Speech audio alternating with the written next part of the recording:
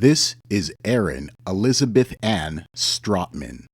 There are mothers and expecting mothers happy to know that this woman is no longer employed because to Erin, her profession was just a job. Keep watching as you'll hear what landed this woman in a jail without bond and why this is a victory to mothers and to her former colleagues. Within a modern hospital, many specialized departments and specialists collaborate to deliver comprehensive healthcare services, creating a sophisticated professional ecosystem.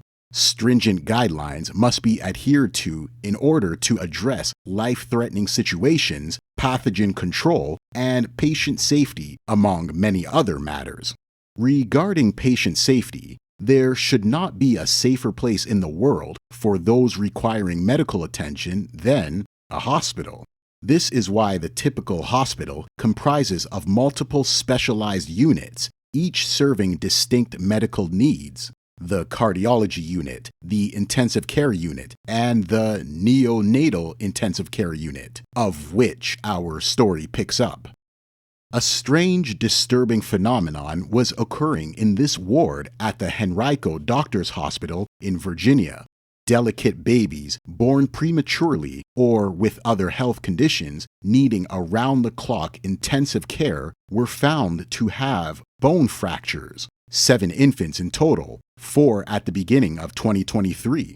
The hospital seemed to think this was a problem, and as per the following clip, they seemed to address the horror. On January 2nd, police charged Strotman with 2 felonies. Hospital officials say 2 other babies were also found with unexplained fractures in November and December of last year.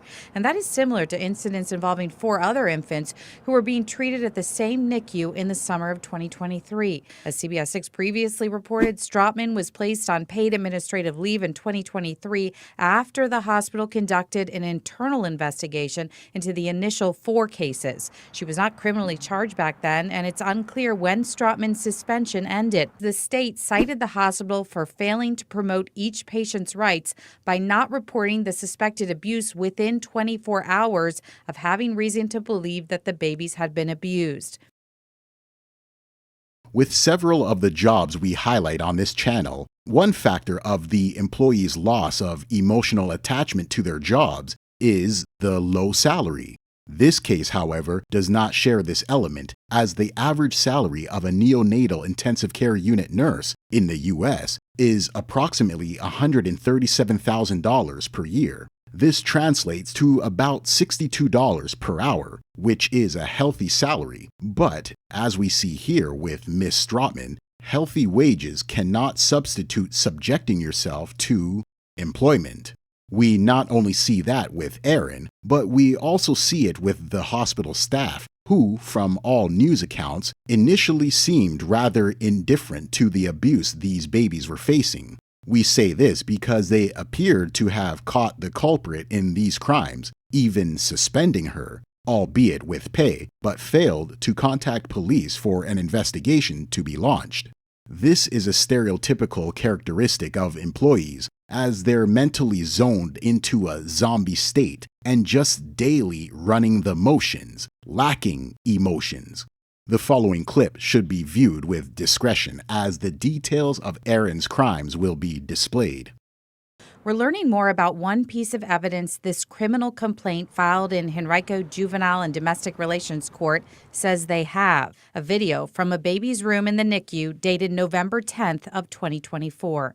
Now on the video, detectives wrote that NICU nurse Erin Strotman can be seen taking a 5-month-old baby boy's legs and applying pressure to them. From there, she was observed to be placing her weight down on the legs of the baby. She then took both legs and pushed them backwards to where the baby's feet were at his head. The baby looked to be crying and in distress.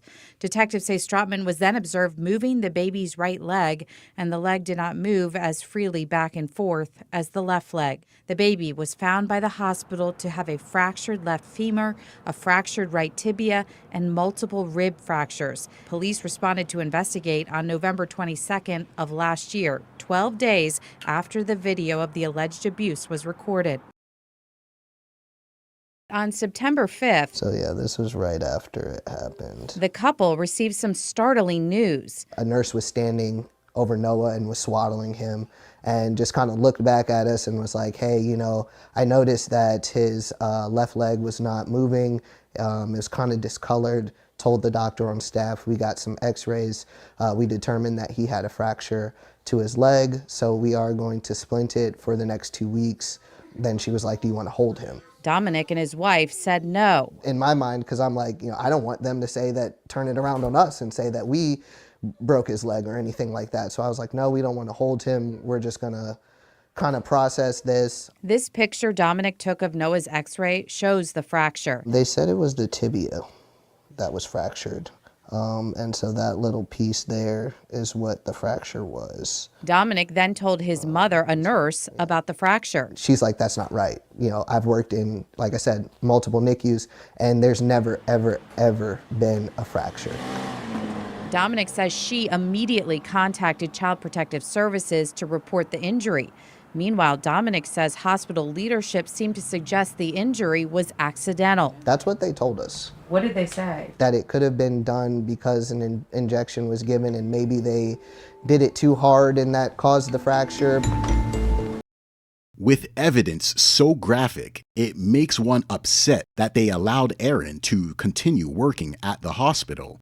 Law enforcement should have been sought for such occurrences, but instead, the employer, perhaps not wanting to deal with such a serious matter, brushed it off with a lame excuse that didn't make sense. Thankfully, Dominic had a nurse within the family, which was his own mother, that reported the suspicious occurrence, which started the investigation.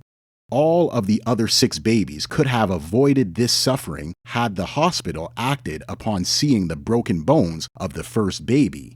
From upper management to the frontline workers, each staff member is employed and subject to carry out their duties faithfully. Unfortunately, in this story, many with a knowledge of the situation failed to act appropriately in removing Miss Strotman from the hospital and reporting her to state authorities. What do you think? Was the hospital correct in giving paid administration leave to Erin while they did an investigation? Why was she able to get her job back? Do you presently work among unhinged coworkers? Or are you yourself becoming unhinged? Let us know in the comments, but don't leave without first downloading your free copy of the Employment Apocalypse Survival Guide. This is a handy resource that will give you tips and strategies on how to survive life with a job.